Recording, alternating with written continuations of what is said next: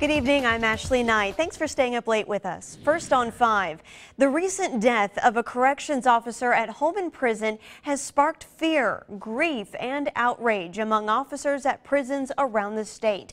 Officer Kenneth Bettis was stabbed in the head by an inmate earlier this month. Bettis died on Friday. Now one former CO is speaking out, trying to spread the word for officers who he says are getting overworked and are underprotected. It's easier for them to pull back, keep their weapon.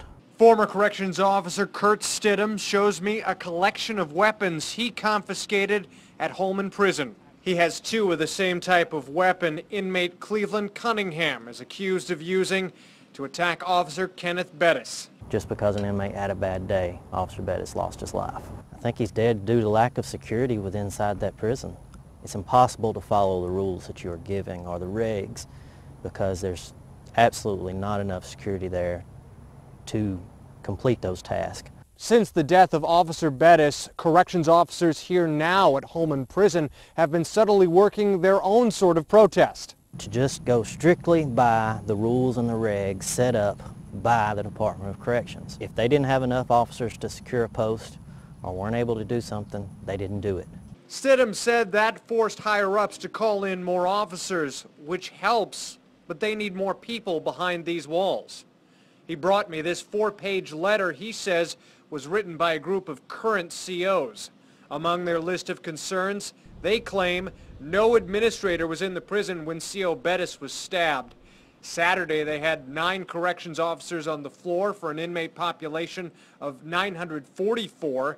Handcuffs and full cans of pepper spray are in short supply. The segregation annex never has a supervisor present, and the 6 towers and 2 roving vehicles are never completely manned at all times, even though the prison website says the positions are operated 24 hours a day.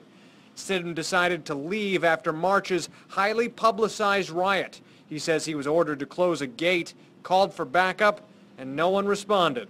That's a very bad feeling to know that you don't have assistance coming when things are being thrown at you and you're being hit. He says COs are leaving for the same reasons. In Atmore, Chad Petrie, News 5. Inmate Cleveland Cunningham is now being charged with murder. We received a statement from Corrections Commissioner Jeff Dunn that reads in part, Alabama Department of Corrections is taking steps to help mitigate inmate violence by fully manning the department's Intelligence and Investigations Division, increasing facility security inspections, and prosecuting offenders to the fullest extent of the law. You can see the full statement on our website, WKRG.com.